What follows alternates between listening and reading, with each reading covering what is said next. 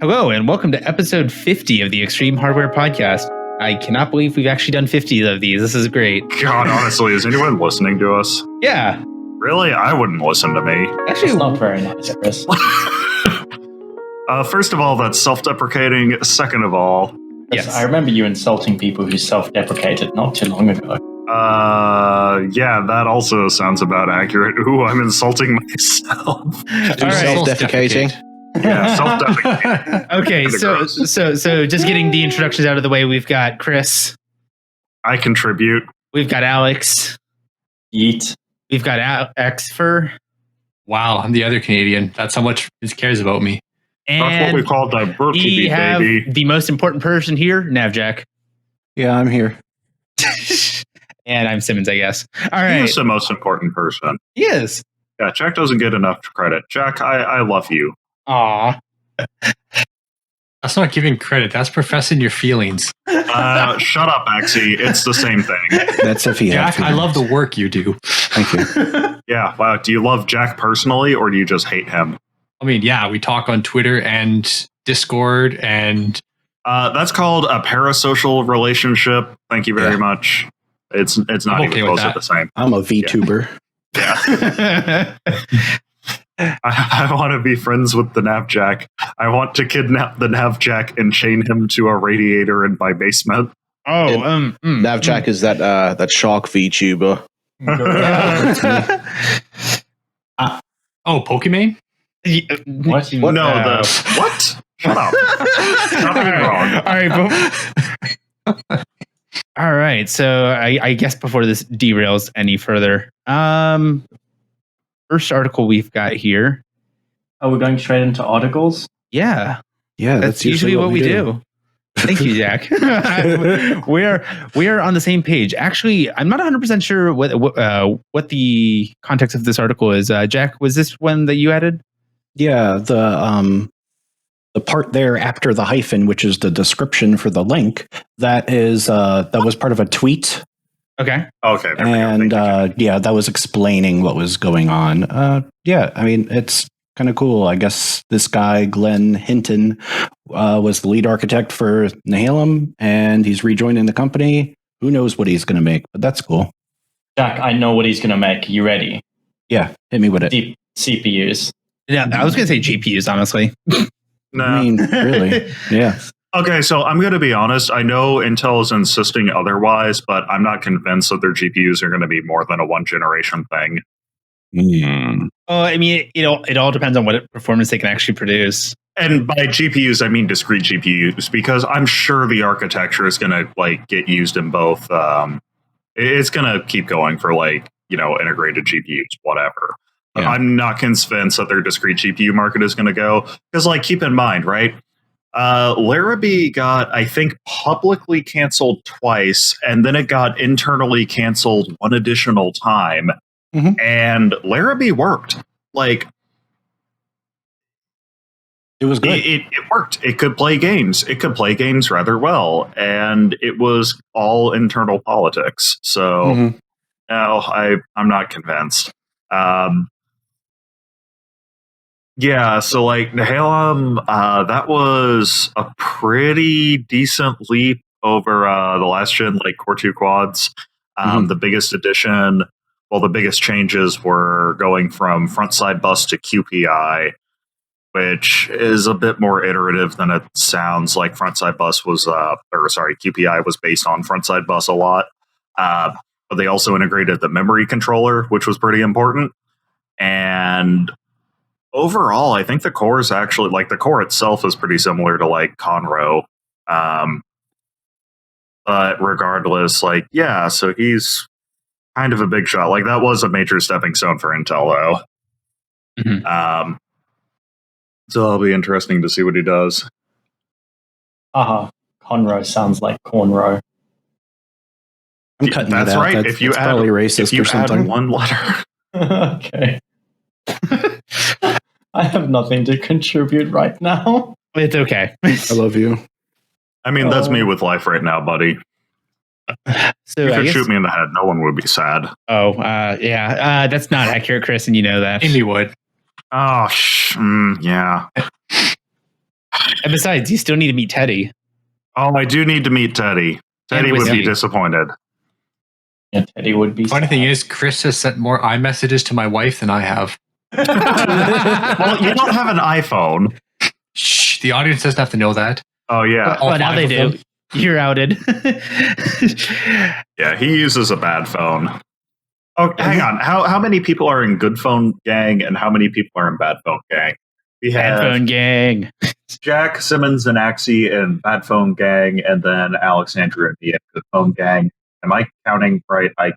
Yeah, that's right. There's two Navs Jack in here. Oh, yeah, no, well, see, his That only MacBook counts is as also a one. good phone. No, two Navs Jack. One Navs Jack is the plural of Nav Jack. Wait, no. On his Mac, he has iMessage and the phone call thing, so that counts as an iPhone. Oh shit, you're fuck. right. You're right. A Mac is an iPhone. A Mac is a kind of iPhone. You're right. I should set that up. Yeah, and then you can also message Amy. Oh, but won't it like hijack my phone number and really just fuck up my life? Also, That's not nice. That's just the movie plot for a shitty movie. Yeah. You know what else is a shitty plot? What? Alder Lake. Alder Lake.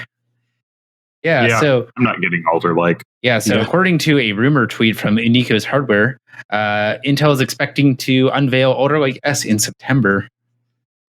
Alder Lake S being the desktop boy. Yeah. Oh, is that how many nanometers are we expecting that to be? 10. We're doing 10 now. Okay. Yeah. And sorry, when's it going to be revealed? Allegedly in September, revealed and released same month. Yeah. So We're bunch of getting new Rocket. changes over existing stuff. Socket is going to LGA 1700, which is actually a lot of pins. It is going to be allegedly the first time that Intel will change like the socket cooler mount since like LGA 1156. Well, keep it. I mean, Alex, come on. That's like a 12-year-old socket at this point. It's fine. No, but there is the annoyance of like having to get new mounting hardware and all that. Wow, my What do you cooler mean mass. wah? No. What do you shut mean up. wah? I don't. What do you mean wah? I don't want to spend money. Why would I complain about having My to spend money? CPU has too many pins. I want my CPU to be shitty and not have new things. No, Chris, I have to buy a whole. Wow, why can't I still use socket 478 for my shiny new All right, None of, comet you, link chip? none of you are going to upgrade to this anyway because it's freaking big little in a desktop and no one wants that. Yeah, No. Okay, anyway, but it's no. gonna be like No, your opinions are bad. no. That's all there is to it. Yours are. I'm enjoying this. Okay, so here's the deal, Alex. No. If you shut up, let me No. finish. Let No. me fucking finish. No, No. shut your goddamn whore mouth. Let me fucking finish. Angry. If you want to ghetto mount an existing cooler to this socket, it's then not you can ghetto mount. probably do that. You No, can probably Chris, do that. Did I say I Alex. want to do that? Well, you want to save money.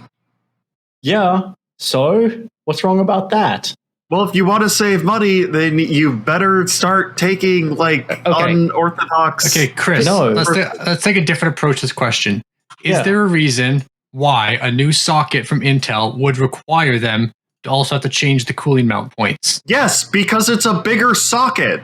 But they're already spread out so far. Like, there's a good amount Yes, of because there's distance a already. socket keep-out zone, and they have to route 1,700 wires between the socket and not the socket. But Yeah. it's still frustrating because I have to buy a new water bottle. Wow, that sucks. Go ask everybody who got like Ryzen when it came out. Like, No. oh no, I have to buy No, a new but Chris- cooler. It Chris- doesn't A new work mother- with the one a I new got for motherboard, my a new AM2 color. system.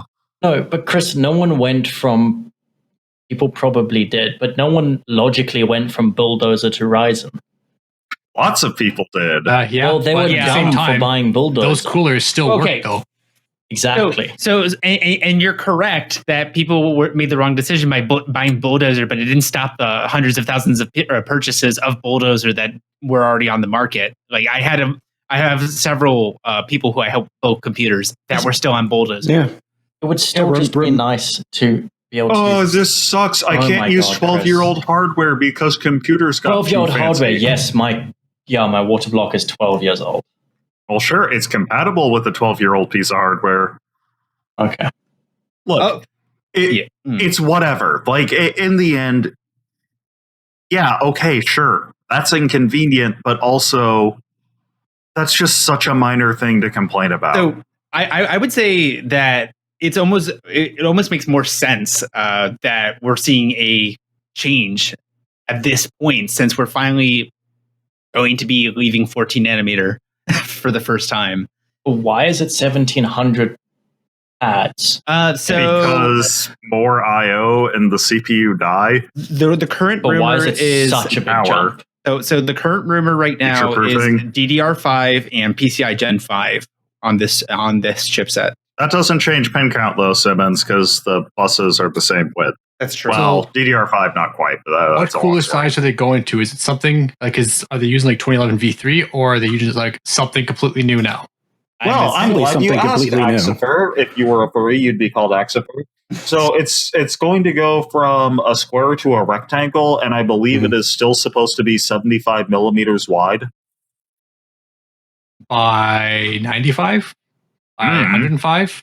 And actually, I'm not sure it's confirmed the cooler was changed. Hang on. LGA 1700 cooler. Let me double check. 7.5 millimeters longer. So however long LGA 1200 is. The CPU package is 37.5 by 45. But everything suggests that the cooler is going to be bigger. Like the mount isn't going to be compatible.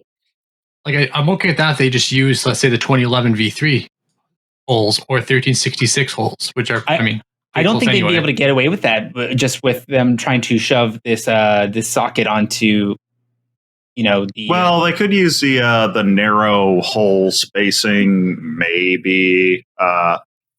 Ultimately, it doesn't really matter. They're probably just going to go to like 100 millimeters by 75 millimeters. I think it'd be kind of funny if for whatever reason it lined up with some like really old standard like AM2 mounting holes, and I don't know, make it 100 by 100, then you can mount it on a VESA mount too. Yeah, but if you're making it that large, you're going. Hang on, actually, isn't 75 by 75 millimeter also a VESA standard? Like there's two. It's a really tiny one, but 100 by 100 is the more accepted one. Okay, but 75 by 75 still exists, which means you can actually do that with existing Intel motherboards. Sorry, I'm actually really glad that you derailed my train of thought, because now I'm just picturing somebody getting a monitor stand to hang their motherboard on. Yeah, that's also the heatsink. Water cool your monitor stand. Sure, why not? There you go. Just put a Peltier. Add between your motherboard and the monitor stand. Socket. Anyway, honestly, it's fine. They're making a new socket because they have to make a new socket, and not upgrading your tech because you're concerned that people have to buy new coolers is one of the dumbest reasons you can possibly do that. That's I'm sorry. Exactly what I meant by when I said that. Well, you were literally complaining about having to buy a new water block, so yes. On the other side, though, Chris, let's look at it this way from OEMs. Intel's making most of the money right now off OEM servers and data centers. OEMs are going to want to make as little change as possible. They're going to have bulk 1156 coolers they've bought in over the years that they're going to just want to keep reusing instead of having to buy another new stock of coolers. And Intel's going to want to keep them happy. It's just mounting hardware, though. A big deal. Regardless, adapters aren't going to be impossible to come by, I'm sure. No. Yeah, I was going to say, Jack, especially on the OEM side of things, most of those coolers are just the screw holes are just machined into the heatsink. Yeah.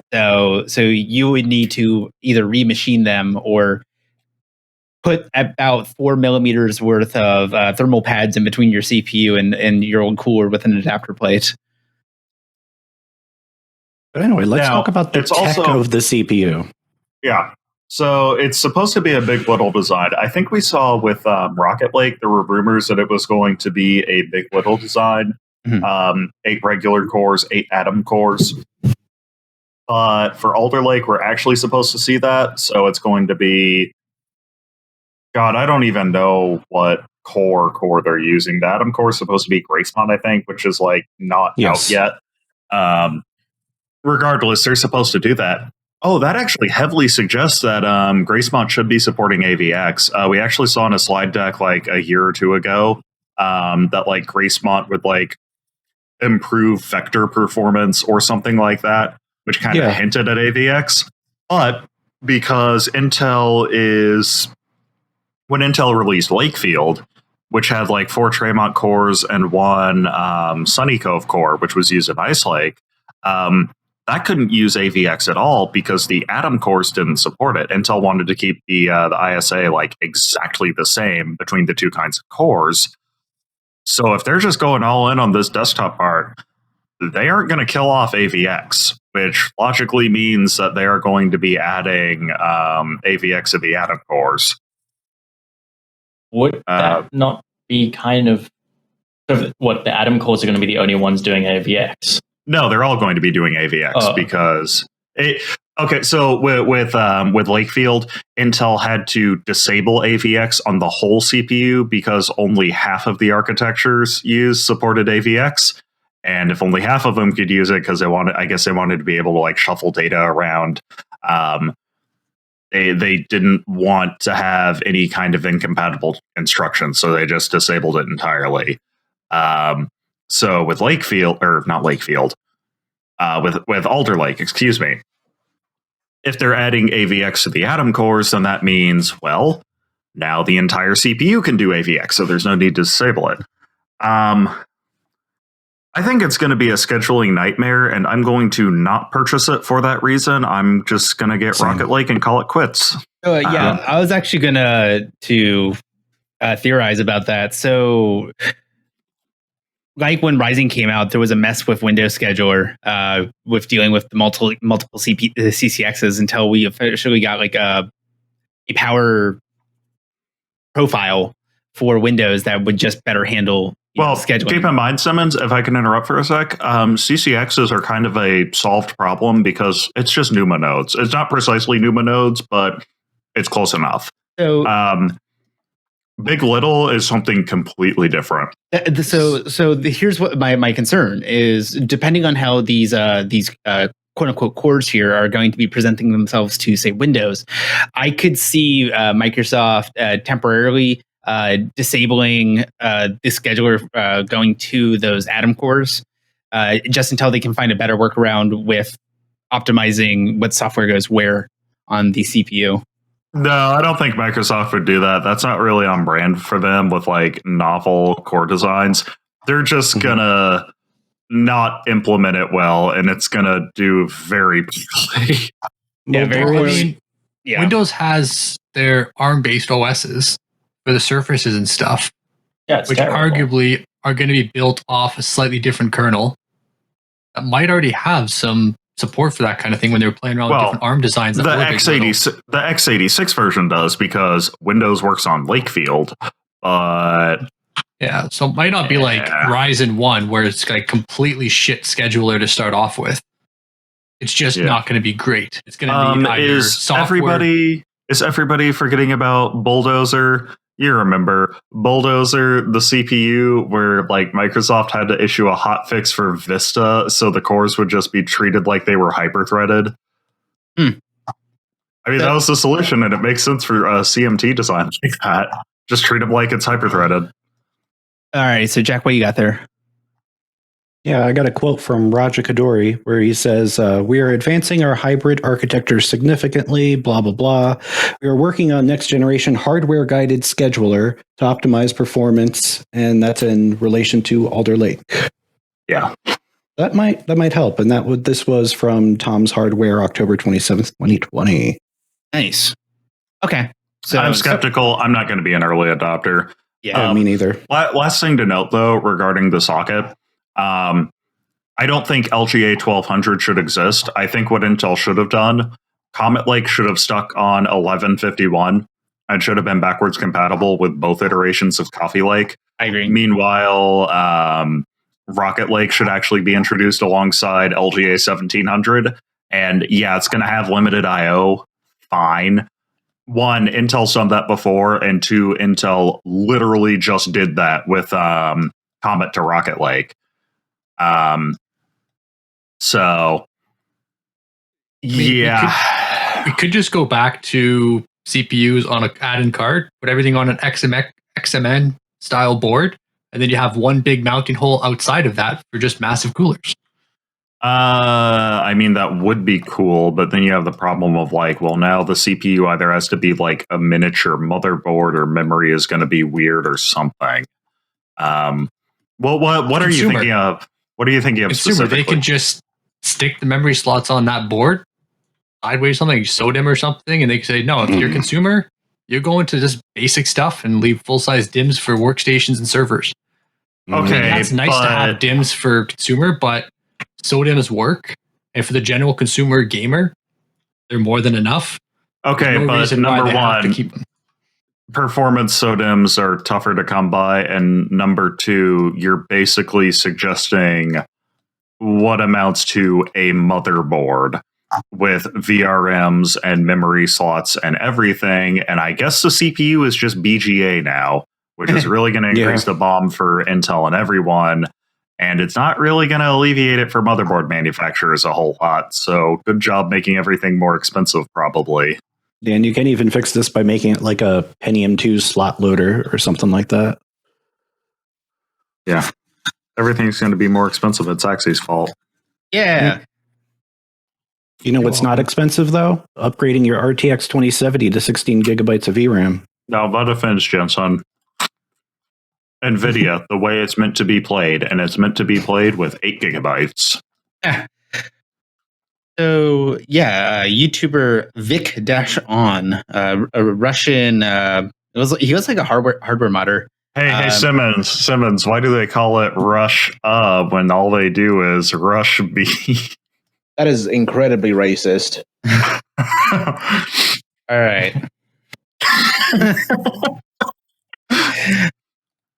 I already made that joke off recording, and it annoyed people. So, I put a fun joke in the documents. So anyway, going back to actually what was going on here. So he managed to get his hands on a leak diagram for a 16 gig model of the RTX 2070. And then in doing so, he purchased, what is it? He replaced the DRAM modules. So he upgraded the 1 gig modules to 2 gig modules, and it just worked apparently with the BIOS change. What BIOS did he use? Did it say, or did he just hack it? I assume it's just a modified BIOS. I'm assuming exactly it's just modified. I don't think there's any hard information about what BIOS he used. Yeah. 2 bits flipped. If it were something like he had to use like a Quadro BIOS or something, I don't know, or like. But it does say here that it wasn't stable under full load, so it wasn't. That's a problem. Yeah. Still, that kind of stuff is very fascinating to me. I mean, this kind of seems like something like Louis Rossmann would do if he didn't actually have a stable job.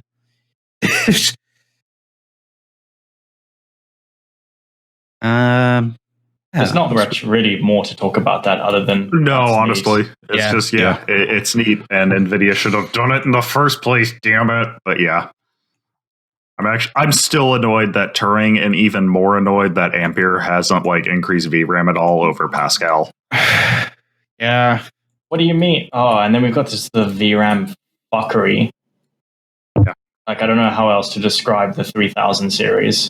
So yeah, it's a mess. At this point, now that we have direct access memory going to be mainstream within a year, probably with driver updates and stuff, is there still a need to have a massive amount of actual dedicated VRAM on the card aside from just frame buffer?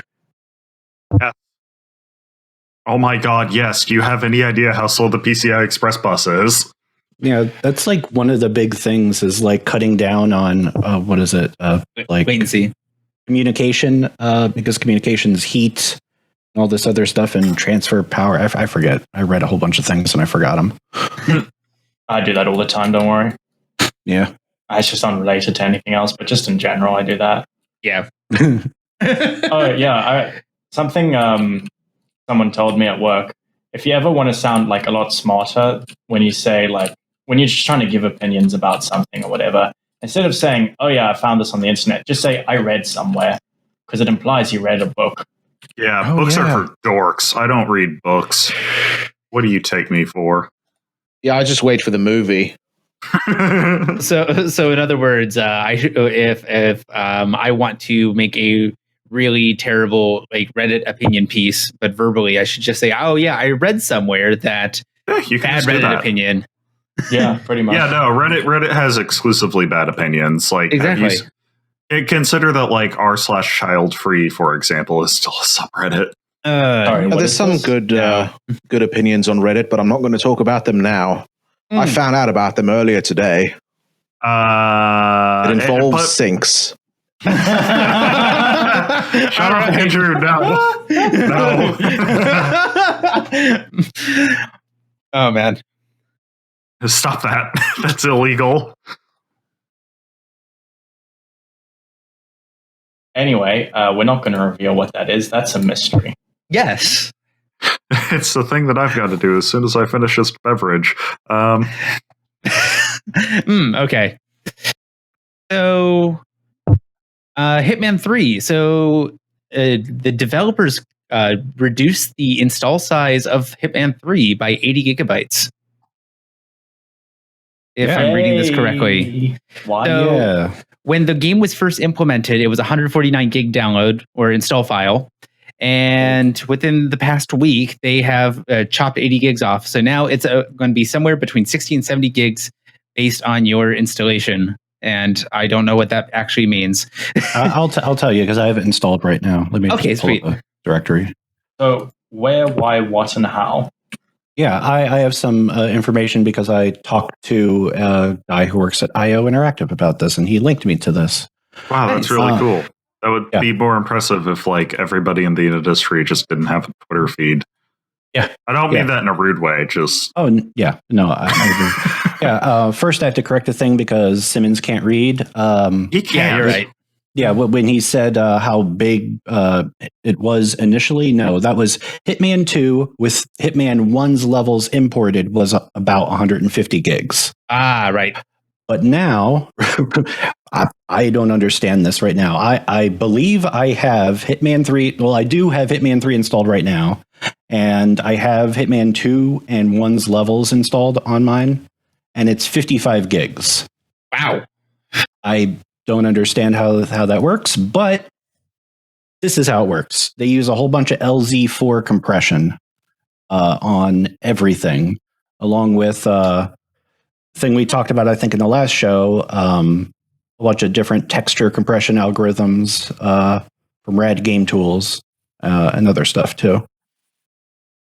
Yeah, that knowing that actually made me buy the game because otherwise, because I thought it was gonna be like friggin' 200 gigs.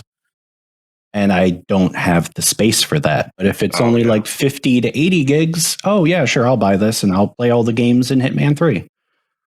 It is a shame that it's only on the Epic Game Store because I don't want to give Tim Sweeney money.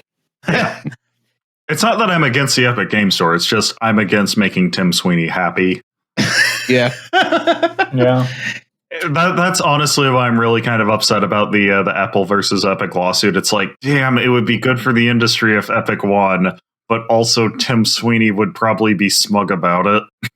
So now I guess my next question, because everything is being so compressed with this LZ4 compression, is there any noticeable difference with it? Or is it just the compression's on the files and then it like decompresses in VRAM? Yeah, it's just on the fly decompression. I mean, it should just be lossless. Like LZ77 compression is one you might be more familiar with. That's just like a really widely used lossless compression algorithm. Assume LZ4 is the same. That's probably like 4th generation.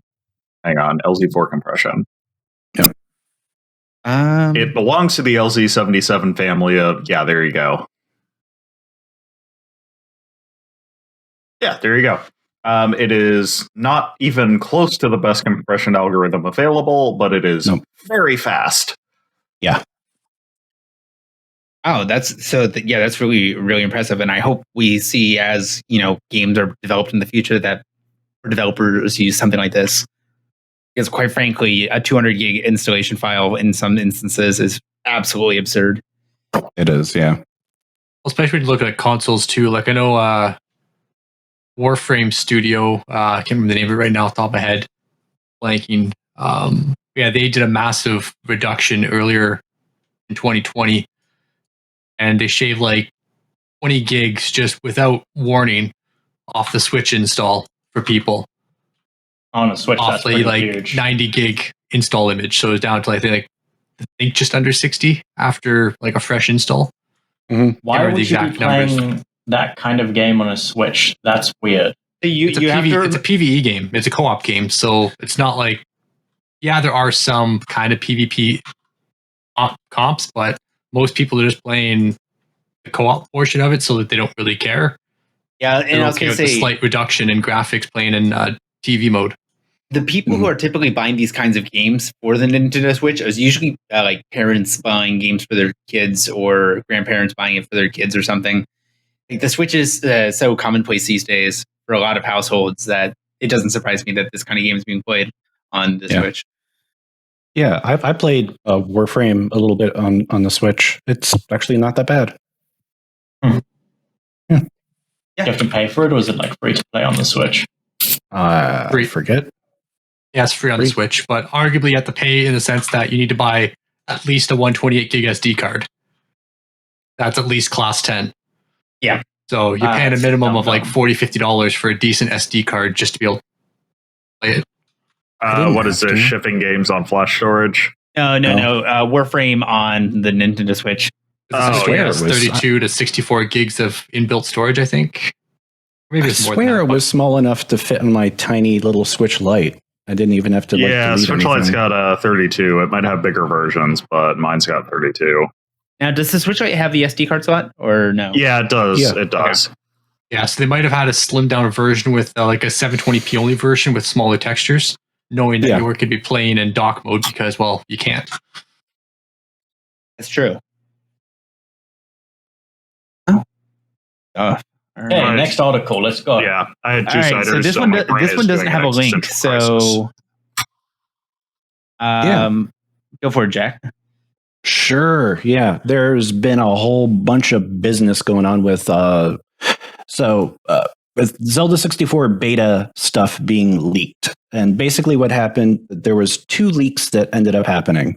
There was a F-Zero X development cartridge that was dumped, and basically maybe half of the data on there was still Zelda 64 Space World 1997 assets. And they have all of the levels and not the game code. And there are pointers to actors and other things that are... People are currently working on restoring it to make a ROM hack so you can play all of those levels with all of the actors as it was supposed to be. Actors as in lights, enemies, the correct doors for the levels, stuff like that. Stuff that's not level geometry. Stuff you can interact with within the game world. Okay. Yes, not like voice actors or something. Kind of figured that, but yeah. And I said there was two different leaks. But I forget what the other leak was. Oh yeah, it was basically a build that was a couple days before the actual release build of Zelda 64 was also leaked. That one wasn't as interesting. I really like Space World. The only context that I've ever heard of it in is these leaks, because this was also where the Pokemon Gold and Silver beta came from. I think it was still called Pocket Monsters 2 at that point. Yeah. It's like, here it's been 20 years. Here's this ROM that we just found. Like, hell yes. Thank you. This kind of thing is really good for preservation, and it's just incredibly important. Yeah, and there were already like screenshots from magazines and stuff that people have recreated using these assets. Nice. Like from development phases and stuff. Like there was one that people were saying for the longest time, like this was on Hyrule Field, and this was supposed to, you're supposed to ride Epona on this road and shoot at these targets. And no, that map was actually just a test map for shooting targets. It actually wasn't Hyrule Field, which was kind of neat. Yeah, a lot of misconceptions and guesses are getting solved, which is cool. Yeah, I like this kind of like this like video game forensics that's really coming out in the past 5-10 years. See, I kind of miss like those days. So, like that kind of goes back to the whole when Gold and Silver came out, the whole peekaboo thing. Before we knew it was Meryl, the internet wasn't there unless you're like you were some random IT person with a BBS, but that wasn't being talked about. Well, so schoolyard rumors were the main way to find out about stuff. And those knockoff guides did exist, like Pokemon guides that did call it peekaboo. So like there was actual written proof behind these rumors. Yeah. Now it's a 10-second Google search and you can dismiss pretty much anything. Yeah, honestly. Snopes is actually a really bad thing when you consider what it has done to lying to people for fun. Well, I mean, but if you know your audience, you can still lie to people for fun and get away with it. Oh yeah, for sure. I mean, but like, let's not go there. I mean, thinking back on, like, give them to your friend in a notebook, and then it actually screws up their game save file. Yeah, wow, that's really rude, Axie. Don't do that. No. And on that similar vein, because I remember there was a bunch of like Pokemon like Gold version rumors that were going around like elementary school, middle school, because some kid's older brother, we found out he used a Game Shark on it and corrupted it. So whenever you would go into various regions, you would encounter Missing No. And if you would encounter Missing No, it would cause other various corruptions. So it basically was that haunted cartridge that you see people write creepypastas about. Oh, is it the whole cart? Like even if he did new game? Yeah, he actually he wrecked the Flash on it. Nice. Nice. Yeah, well, not Flash, just an EEPROM. Yeah, because if it were Flash, because remember, first 2 generation of Pokemon games, they put the saves in SRAM, and they had the battery, and if the battery died, then your game went away. Yeah. And Gold, Silver, and Crystal shared that with the real-time clock, so you've got like 6 years before it goes bad. You know what? My Crystal version still works to this day, and I don't know how. Oh, okay. Wow. How often do you play it? Because the more you played it, the less it relied on the battery. So that was the thing. Crystal version was probably my most played Pokemon game next to, I think, Sapphire version. So that's probably why, because it was always powered up. Or it was powered up a lot more often, so it didn't have to constantly use the game cartridge battery cell to keep that charged. And I don't know, actually. The most that I think I played any Pokemon game like on cartridge, I think I have clocked a net 600 or 700 hours in Emerald. But if you think about that, that's only about a month.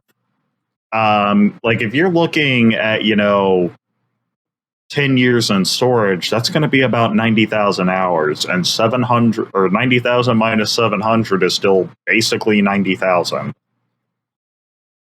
So I'm unconvinced there.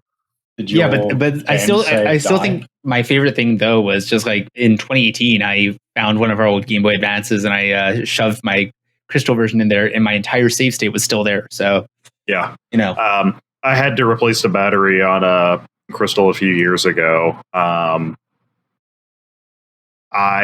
not actually sure if it still works or not. I can't remember how many years ago it was. It's recent enough that it should still work. Yeah, I caught mine 2 years ago. I caught a Spinnerack in that playthrough, and I didn't realize just how bad its moveset was, but I kept with it anyway. I had Spider Bro for the entire game. I had to teach it Sludge Bomb with a TM to make it usable. Actually, can it even learn Sludge Bomb? I'm pretty sure it can. You'd probably have to check Cerebi or something. So changing gears completely. So I brought this up before we started recording, and Chris started getting irritated with me for bringing it up. So I'm going to bring it up on recording. I didn't get irritated at you for bringing it up. I'm just you don't know enough about this topic, Simmons. Thank you very much. That's correct, and that's why I'm bringing it up so people who are more knowledgeable can have the discussion for me. Oh, okay. So on January 21st, Raspberry Pi Pico has just gone on sale for $4. Yeah. So number one, it won't be available for $4. Can you even buy the Pi Zero for $5 like you're supposed to be able to? In a kit. In a kit. Oh, okay. That's not real. Yeah. No. Yeah. Okay. Let me spend $5 on the board and just waste money on these stupid overpriced cables. Thanks. Is the Zero W $10? I think so. Like the funny thing with the Pi Zero was that, especially in Canada, because slightly different importing, is that to get a decent USB charger that's going to power it and not kill the board over time with a power spike, you're paying more for the USB charger than you do for the actual Pi itself. Right? They're so finicky. It's like, actually, that's one of the advantages of the Pi Zero, because like a lot of good boards like this, it can take a wide voltage input. So it'll take like 1.8 to 5.5 volts. So you can just charge it or power it off of like a few alkaline cells, a few +1 nickel metal hydride cells, like one lithium cell, USB, of course. But like you've got all these options available. Meanwhile, like the Pi Zero is just this very strict, like, yep, 5 volts only, USB spec, 5 plus or minus 5%, I think. I don't remember precisely what a USB spec is. It might be like +5, -10%, but anyway. And I can imagine that a lot of people were buying these were just using that $2 USB charger that they purchased on Amazon. Or for the local gas station. Yep. Yeah, it's the same thing. It's all the same old like Chinese e-waste. Yeah, I mean, like, let's be honest. If you got enough phone chargers at this point, those should be good, because phone companies don't want to replace their stuff under warranty. Or include phone chargers anymore. I mean that too, but I got a stockpile of iPhone chargers. Thank you. I was going to say, going back to our conversation about bad phone versus good phone, the Samsungs are still shipping with their chargers. So, well, don't those have like USB-C charging? Samsungs don't ship with chargers, Simmons. My S20 did. Yeah, but your S20 is a year old. They don't ship the S21 onwards. So this is really funny. Samsung made fun of Apple for not including a charger, and they were like trying to do this stupid, 2020 meme Twitter bullshit where it's, haha, we're so quirky, lol, XD. Haha, brand quirky, engage with brand is friend.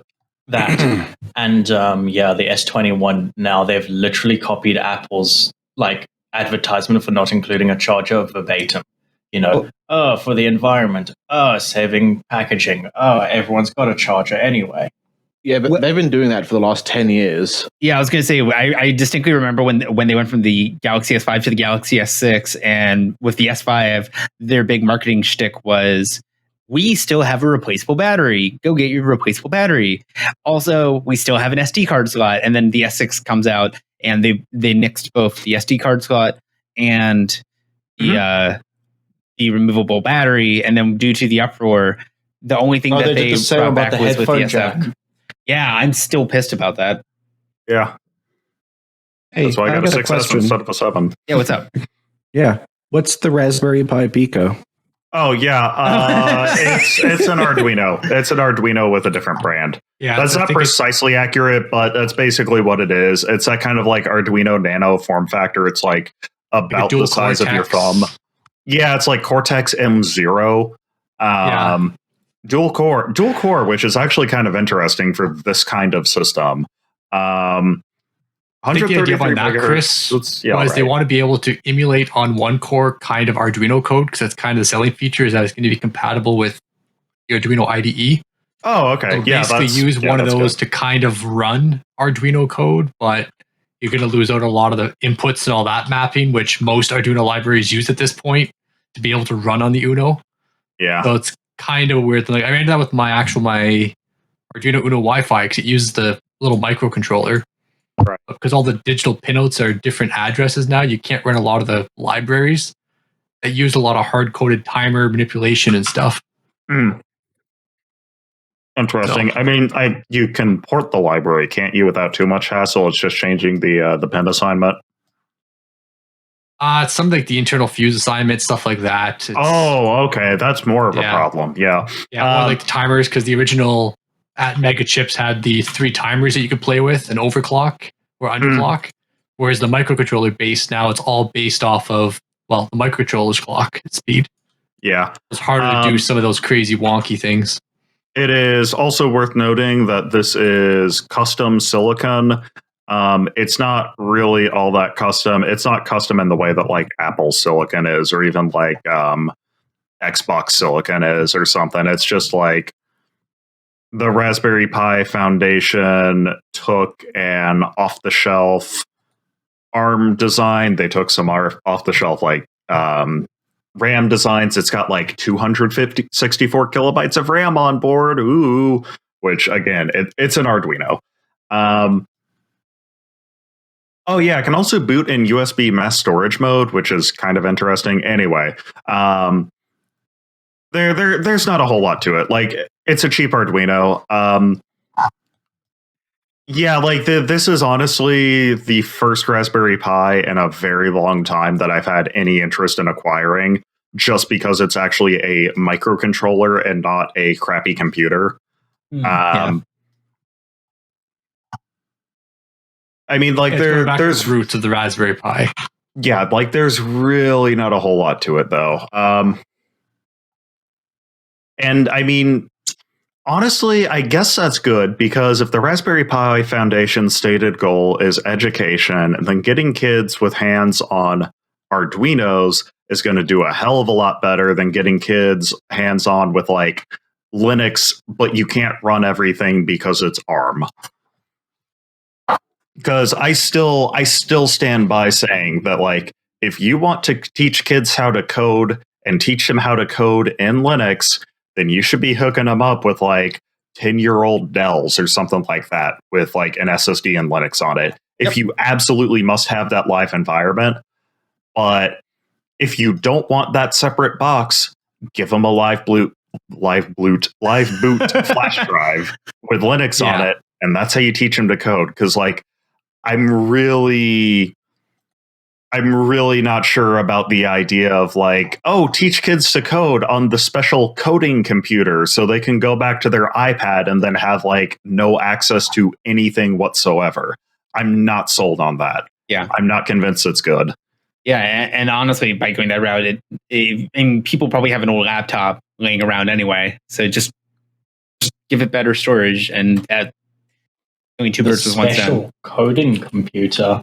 I mean, that's basically what, like, so that's the thing, Alex. That's kind of what the Raspberry Pi ends up being, because the idea is you get this cute little single board computer, you set it up, and you can code on it. You've got all these GPIO pins, you've got like Scratch, you've got all these like kid-friendly programming languages.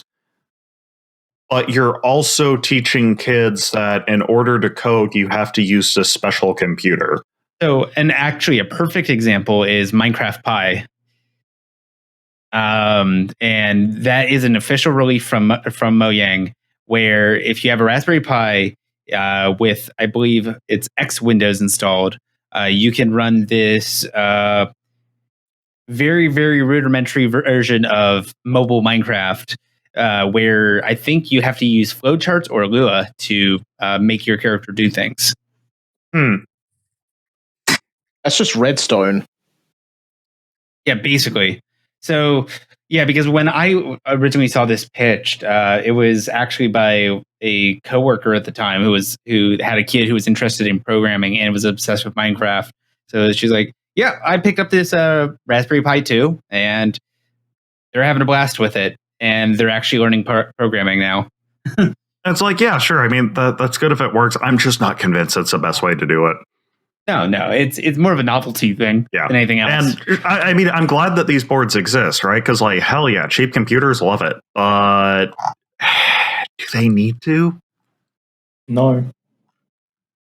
Yeah, I mean, honestly, I've like with the whole programming in Minecraft, I figured like a better step forward was like something like the computer craft mod, where you actually have. Well, that's not going to help you actually write code.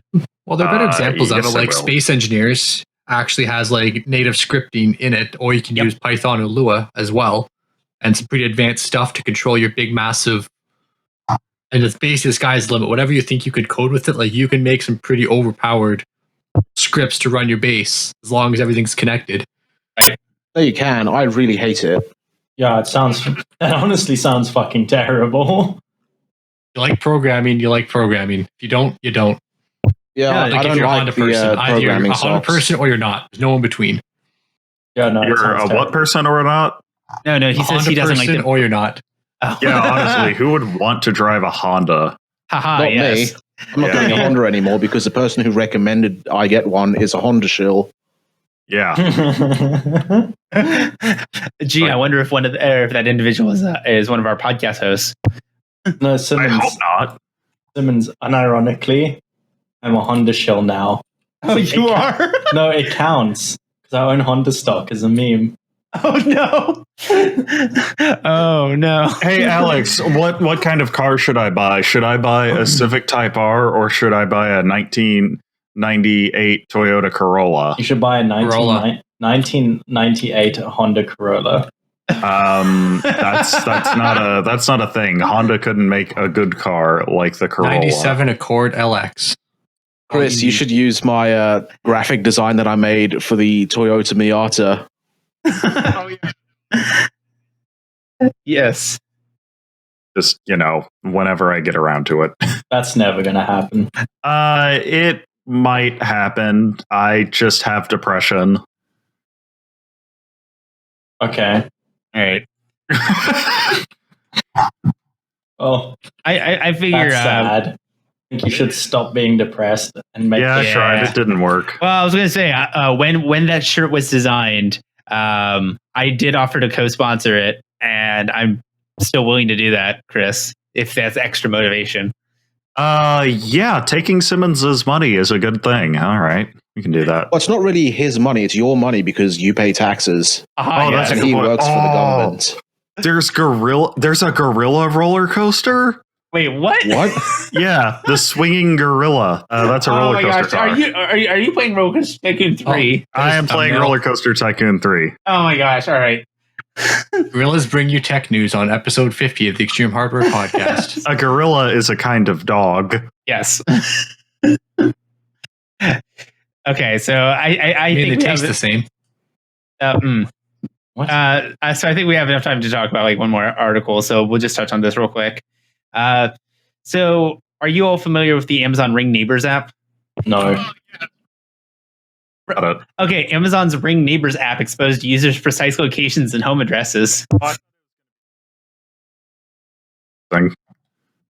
So a security flaw within the Ring Neighbors app was exposing precise locations and addresses. So basically, if you ran a debug script on the Neighbors app where it was showing videos, you could actually get the user ID, the owner UID, and the longitude and latitude and address associated with the account. Neat. That sounds like bad. Yeah, sounds dumb.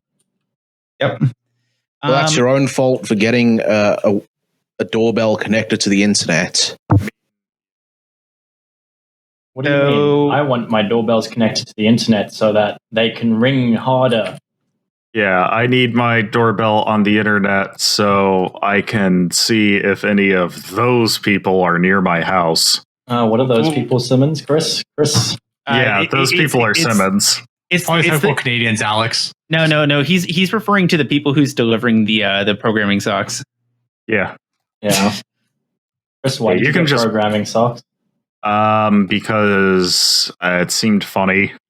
Yeah, Chris does programming now. Yeah, they help. Okay, I'm glad. Yeah, he's now a PowerShell programmer. I'm glad that these programming socks make you happy, Chris. Yeah, they sure do, buddy. Okay, that's good. That's all that. Alex, this is cyberbullying, by the way. This it's not. I'm not saying anything except for I'm glad that you're happy. No, you're not. See, Chris, you have a very You assume the worst. I do. I mean, I don't think he's in the wrong to do so. Okay, I was expecting that one to go a little bit longer, but I pulled up this next article here, and I'm immediately upset because I have that pop up as choose the cookies that you want. What cookies do you want? I want Simmons. I want some good molasses cookies. That's what I really want. What the fuck are molasses cookies? It's like gingerbread cookies, but more molasses. Oh, thanks, Simmons. That is the stupidest description I've ever heard. Oh, wow, what a chocolate! Really? No. What are chocolate chip cookies like? Oh, they're like cookies, but with chocolate chips in them. No. Molasses is just black sugar. Right. I can't say that. So. No, because basically what I said was I took a type of cookie that you already knew and I expanded upon it. A dog is a type of cookie. No. Oh. It is. Animal crackers. But, Alex, do you not know what molasses is? I do. Well, there you go then. Yeah, molasses. Okay, so how is this incorporated into the cookie? Okay, you put it on top. It goes in with the wet ingredients, like the eggs and other shit that goes into the cookie mix. So you don't put it on top, you idiots. No. Well, you put it. You can. You can, and I've done it. It's not illegal. I was gonna say. I mean, the comparison I would be making is like, what's a chocolate chip cookie? Do you know what a sugar cookie is? It's like that with chocolate chips. Not really. No, I said like that. Okay. Moving on. So apparently there was some Xbox gamers that got really angry lately. So on Friday, January 22nd, Microsoft announced a significant price hike for Xbox Live Gold. 1 month would go from £7 or £7 a month to £8 a month, or in 3 months from £17 or £18 to £22. And then a bunch of gamers got upset, and rightfully so. And then they reverted it. They're gamers. They don't deserve to be upset. It's actually a bit worse than that. They got rid of the 12-month subscription and then made the 6-month subscription the same price as the previous 12-month one, so it effectively doubled in price. Oh, wow. Okay, that's significant. They got rid of the annual discount because they want more money. A lot of people were very angry because this is a monopoly, and a monopoly is when there are 4 competitors. Yeah, it's actually communism because it's a corporation doing things. No, it's a corporation doing things that I don't like. Yeah, that's basically the same. Okay, so actually, you know what my favorite thing about this article is that apparently one of the comments that was made in regards to the price increase is like, this change. It's they're basically they're referring to Halo Infinite, which I still don't agree, or I don't believe is actually going to come out. Yeah, no, it's not real. Halo Infinite is going to come out after the first Infinity Halos come out, so yeah, you're right. There'll be a bit. No, so yeah, because Halo Infinite multiplayer, which is offered as a free-to-play experience if you have Xbox Gold or Xbox Live Gold. So it's that's not how they get you. Amazing. Yeah, that's exciting. Gotta love it when gamers get angry. Yeah, you really don't gotta love it. Actually, Simmons, to clarify on my previous post regarding the terror group ISIL, you do not under any circumstances gotta hand it to them. What? Yeah, it's a drill tweet. Never mind. Oh. I was going to say, out of context, I was really concerned for a moment. Yeah. Yeah. I mean, even in context, like, you still don't have to hand it to them. Yeah. Or I don't know. Okay. I don't know what words mean. Oh. Does anybody else want to bring up any more talking points before we wrap up? Yeah, more talking points. Hey, Simmons, instead of getting a Type R, you should get a Yaris GR. Why? She's in the US. It's branded as just like the Toyota GR hot hatch, but it's the same damn vehicle. No, it's not. Yes, it is. Prove it. I looked at the page and the specs are basically the same. But it's not a Yaris a Yaris GR. Well, yeah, it's not a Yaris in the same way that like it's not a Yaris in the same way that like Britain doesn't get the Toyota Corolla; they get the Toyota Auris. I guess that's changed now, but like we've got the Corolla again. It's the same thing, but it says Corolla, so that makes it better. Yeah. Are you talking about the same engine that's going to be in a Corolla hot hatch in the US? Are they calling it a Corolla hot hatch? Yes. I don't think they are. Chris, do the research. Oh, that's something different. Okay, Chris, is the Yaris chassis coming to America? From the looks of it, turbocharged i3, 1.6 liter, 268 horsepower, not to be confused with the Corolla, which additionally has 2 additional doors. Or wait, is this one the what? I don't. What? Oh, that's something else. So Chris, you know how we like to talk about really terrible car mods? Yeah. So I was talking about it with a coworker today, and I brought up the rotary swapped PT Cruiser and the 2JZ swapped El Camino that we've discussed in the past. Oh, yes. He had a better idea. Oh.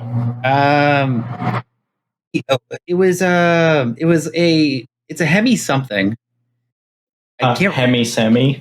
No, it's not a Hemi Semi. That's what I've got right now. No, he was specifically talking about like some Hemi car that people really freak out and fanboy over, and I can't distinctly remember what it was. Dodge Challenger. Yeah, it was stupid truck. It was the Hemi Barracuda, and what he wants to do is he wants to get one in really good shape with a decent engine, rip out all the engine, and then put in Tesla motors. So what he should do is get the Barracuda and then put a LS engine in it. Sorry, does your friend have like a few $1 million spare? He said that that would be one of his terrible lottery purchases if he ever won the lottery. Oh, okay. I don't think it would cost a few million, to be quite honest. Or if you want like the proper Barracuda, they're expensive. Really expensive. Yeah, because boomers with tons of money basically just did the Fast and the Furious on it. Yeah. There was one that just back in 2019 that sold for nearly $2 million. If the Fast and the Furious were a movie about people who liked wearing fursuits, it would be called The Fast and the Furious. Shut up. All right. Well, I think on that terrible joke, that's a good wrapping up point for today's episode. You think this is a joke? Yes. You are. Oh, that's rude. I know. Well, thank you everybody for listening. Bye. See, I don't even have to say it anymore. Chris beats me to the punch. Yeah, I'm going to punch you good. That's nice. All right. Thanks for listening, everyone.